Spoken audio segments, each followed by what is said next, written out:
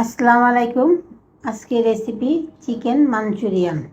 তো চলুন শুরু করা যাক। তো প্রথমে আমি মুরগিটাকে চিকেনটাকে চিকন করে কেটে লবণ, গোলমরিচ, রসুন বাটা আর সামান্য একটু আদা বাটা, মরিচ গুঁড়া, ধনিয়ার গুঁড়া আর একটা ডিম আর কর্নফ্লাওয়ার দিয়ে আমি মাখিয়ে রেখে দেব 10 মিনিট। তো মাখানো হয়ে গিয়েছে। আমি এখন ডুবো তেলে ভেজে নিব চিকেনের পিসগুলি। তো এক সাইড হওয়ার পর আমি আরেক সাইড উল্টিয়ে দিব। এভাবে করে আমি সবগুলি চিকেনের পিস ভেজে নিব। তা আপনারা একবার ট্রাই করে দেখবেন এভাবে খেয়ে। এরপর আমাকে কমেন্ট করে এসে জানাবেন যে কেমন হলো রান্নাটা। চিকেনগুলি হয়ে এসেছে। আমি এখন নামিয়ে নেব।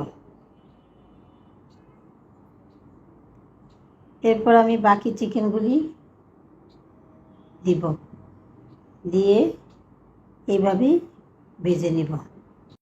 তা আমার চিকেনের পিসগুলি সবগুলি ভাজা হয়ে গিয়েছে। আমি এই তেলেই পেঁয়াজ একটু বড় বড় করে কেটে ছাড়িয়ে নিয়েছি। এখন সামান্য একটু ভেজে নিব। তো ভাজা হয়ে গিয়েছে। আমি এখন এখানে দিব গাজরগুলি আমি একটু ভেজে নিব।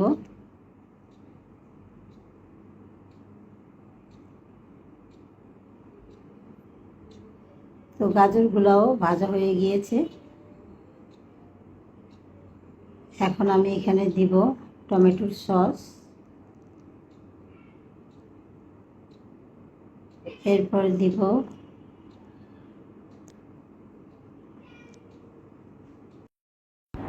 টমেটো সস দিয়ে আমি ভালোভাবে মিশিয়ে নিব। এরপর দিব সামান্য একটু গোলমরিচের গুঁড়া আর দিব সামান্য একটু গুঁড়া মরিচ। এরপর দিব স্বাদ অনুযায়ী লবণ দিয়ে আমি আবারও ভালোভাবে মিশিয়ে নিব।